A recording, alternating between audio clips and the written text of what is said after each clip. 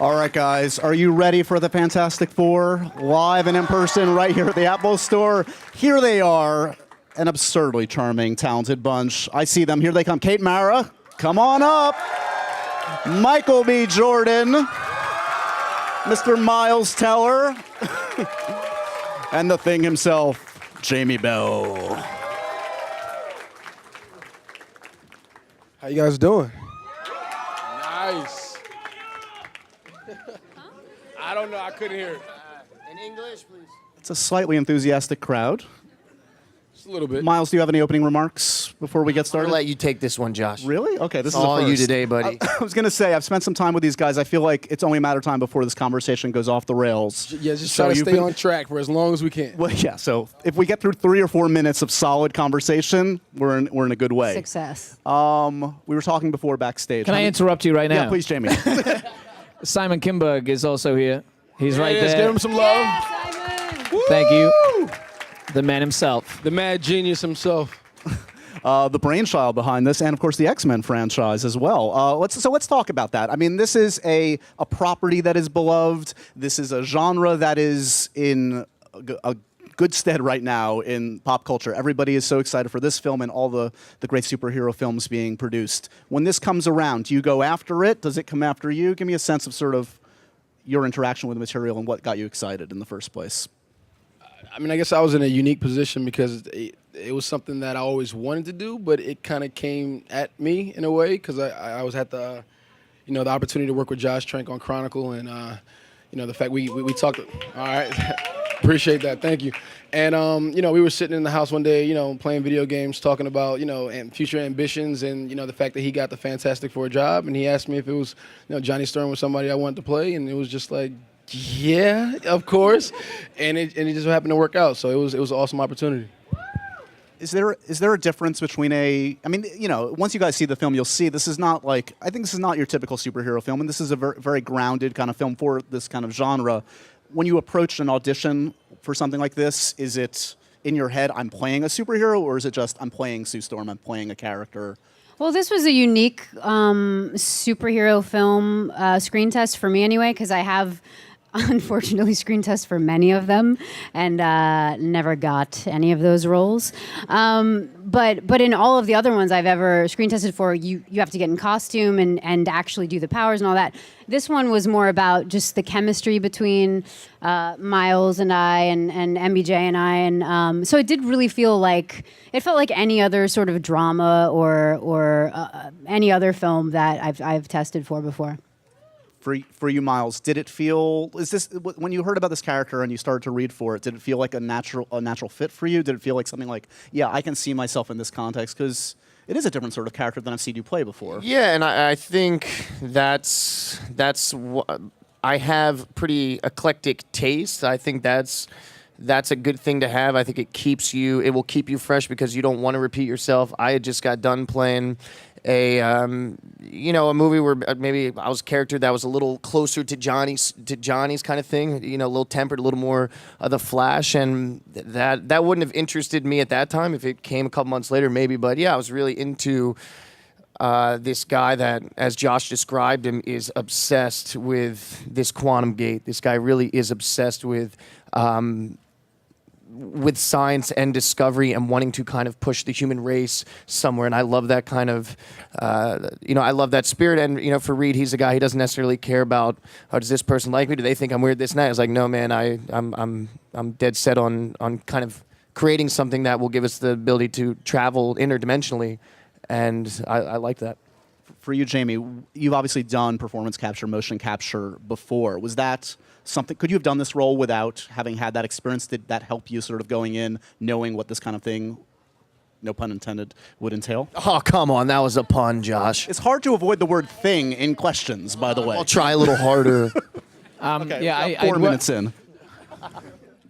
I worked a few times with Andy Serkis, who's I think considered the guru of performance capture. For those who don't know him, he's the guy who did the Gollum, Lord of the Rings. He's the guy who did Caesar, Planet of the Apes. I mean, he has used this technology. Yeah, I know. Do you hear that, Simon? Simon Kinberg also wrote Jumper. We're just talking about a sequel outside. Do you know what I mean? That's endorsement right there. That's endorsement. This crowd wants it, Si. So I'd seen how he'd managed to use this technology to his advantage, enable him to like really get under the skin of these kinds of characters, and I think move audiences around the world. I mean, really give them an experience. So having worked with him before on Tintin and used that technology before, it was useful. It was an advantage, yeah. So give me a sense, or give all of us a sense of sort of like, what does it look like on set for, certain scenes are in literally another dimension and you are playing the thing, and that is obviously not a suit, that is performance capture as we've talked about. So what does that all look like? Are you in just like a void, and are you... We're in a green void. Yeah.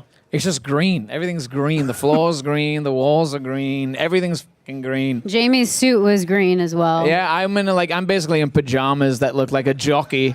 I've got this weird cap on. I'm on stilts to try and get me up to like 6'8".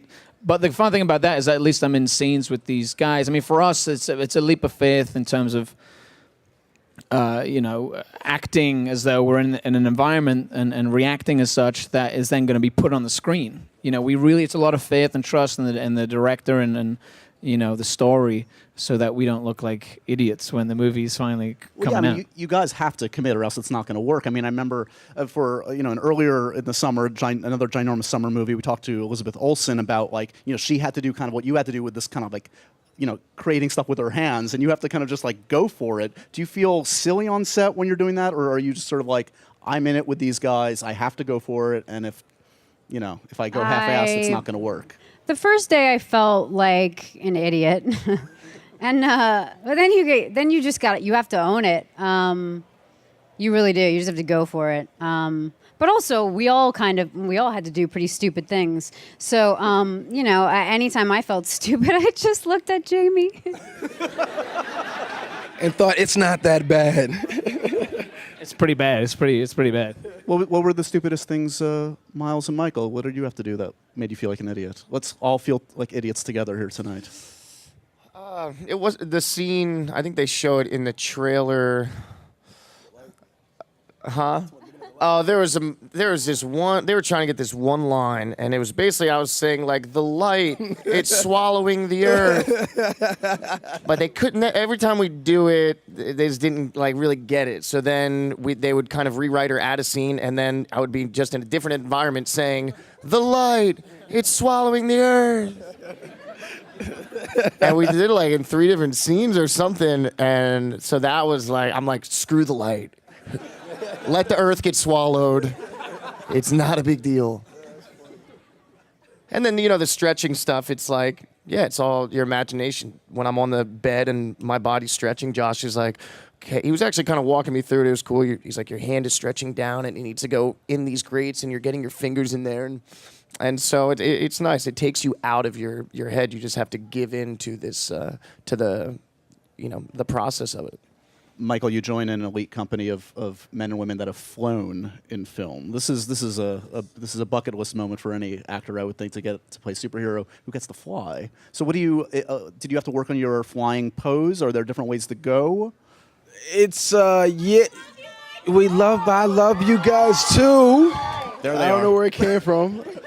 As long as it was women's voices, I'm okay with it. It's great. Love you.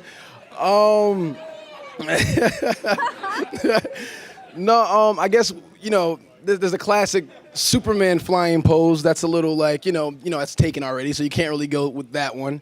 And you want to have your own unique kind of style with it. So we played with a couple different poses back and forth, and you just kind of went with what was most comfortable, I guess. Those safety harnesses and those flying harnesses aren't really as comfortable to the males as they are to the females. Just the way the anatomy is kind of made up, I'm following you. You Yeah. following? Yeah, I You think I following? got You it. picking up what I'm putting down? All right.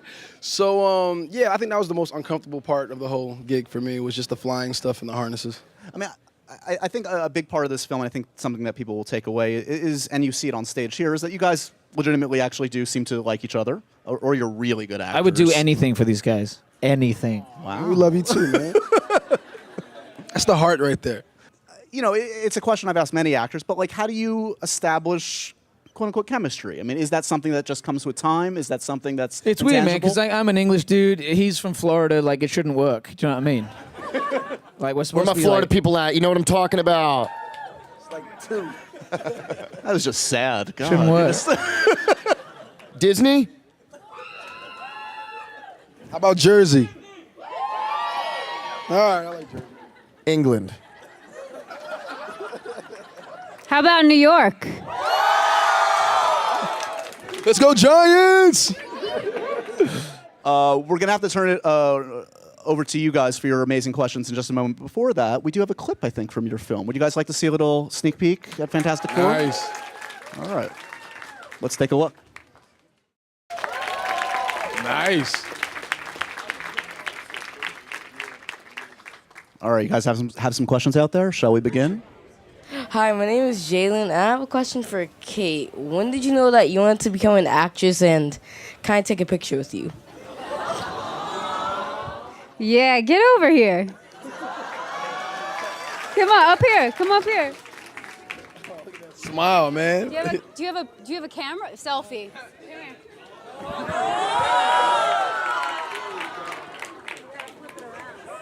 Give him a kiss. I'm teaching him. Kate's selfie game is really good. Patience. Okay, you press the button because I'm gonna kiss your cheek. One more. Nice. He's got game. I fear what they're going to ask Michael next. I'm just gonna warn the rest of the crowd. I know you all now want selfies. Don't do it. We're moratorium on it. I actually forget what the question was. When did you know that you wanted to become an actress? He's so much more relaxed now. He's like, I don't really remember. Yeah. We can go home right now. What's your number? I knew I wanted to be an actor when I was about 9 years old. I used to watch a lot of old movies with my mom and my little sister, and yeah, I don't know. It just sort of happened. I was completely obsessed with film back then, and it's all I've ever wanted to do. Thanks for your question. You're very cute. Hey guys, how are you? Film looks awesome. So my question is for those of you guys who have been on, some great TV shows over the years. Obviously, Jamie, you've done Turn, and Wallace from The Wire. Come on, right? I kind of have to say, where's Wallace, String? Where's I'm Wallace? right here. Yeah, there you are. I'm right here. And then obviously, Kate, being on the show that literally redefined Netflix. All these shows have huge fan bases. And as you can see, so does the Marvel universe. I would love to know the comparison between, having been on these shows that have huge fan bases and now obviously the biggest fan base of them all, Marvel, how those two experiences relate for you guys. I don't know. I guess when The Wire came out, it was after the fact that I got a lot of attention from it. It wasn't, I wasn't on the show, going through the episodes, and Friday Night Lights was an awesome show. Yeah, that was an awesome show to be a part of. But it was kind of the same thing. It was like I didn't get that instant attention or instant, gratification from the fans right away. But the movie hasn't even came out yet, and you guys are showing up here in massive numbers, showing so much love. It's pretty awesome to be a part of the Marvel universe. Hi, my name is Justin, and I have a question for Miles Teller because you're one of my biggest inspirations ever. Yeah. Thank you. I was just wondering how much of your costume was CGI? I guess this is for everyone. The wardrobe was not CGI at all. Obviously, Michael, once his kind of, he's flaming on, then some stuff has to happen for it to look like flames. So that's real. But yeah, the suits, I don't know if we talk. I think the idea with Reed's looks different because he's he has to kind of. Am I gonna get a laser on me? Yeah. Okay. So Reed basically builds his own suit at one point. That's why it looks different, and it's you have to think if these things were happening. If I was stretching all these things all the time, I need to build something that can kind of help contain all that business. So I'm not just overflowing with limbs and stuff. Yeah. Okay. So yeah, the suits were all real. Hey everybody. So actually the question is from Miles as well. Former NYU student. What's former up? NYU student. What's up? What studio? Actually, I was in film class. We had a hip hop class together. Oh, cool. Yeah, bro. I thought you looked familiar. So- what's up? Very good. Good to see you. I'm Good, very man. happy Go for all Violets. your. Yeah, exactly. Bobcats. Yeah. So my question actually is, so what was the best thing that you got from acting school, and what was the worst thing, like the thing that didn't work out? The best thing is just, I wish, being in acting school, I think was the greatest growing time of my life. And it's tough, just kind of going from film set to film set and you're having to, work on your stuff in such an isolated environment. The beautiful thing about being in theater school is that you're with 16 other weirdos who you're wearing sweatpants and you're pretending to be seaweed while the teacher's playing whale music and you're like, you're doing that. You're pushing an imaginary box across a ballet floor for 30 minutes. It's stuff like that. And I miss it. I think that if you're not learning and if you're not growing and you're not getting to kind of work on things, then you're not, you're not getting better. And I miss it, yeah. And the worst thing, the debt. The student loans.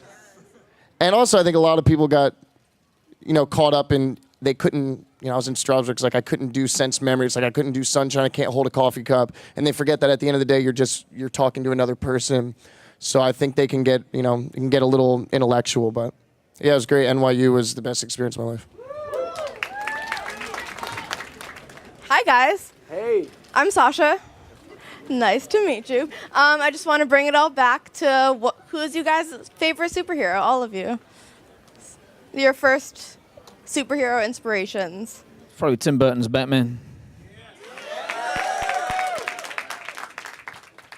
Yeah, I like Batman. I also was big fans. I know they're not superheroes, but for me it was Indiana Jones and Dick Tracy were huge for me.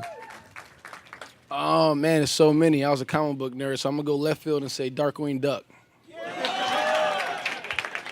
I love Michelle Pfeiffer as Catwoman. Hi, I'm a big fan of everyone individually, especially Kate and Michael. But this question's for everyone. I love everyone. I love everyone.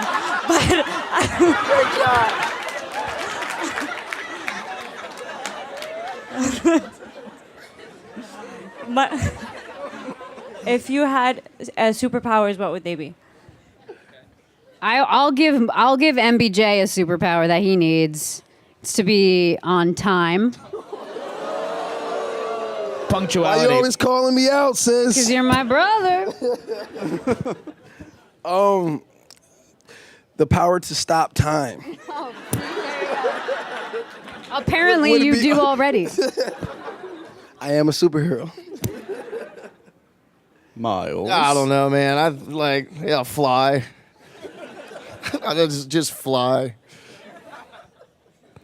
What, I took yours, right? That's the obvious one. What's the question? What would your superpower be? All right, well, teleportation, pal. Oh.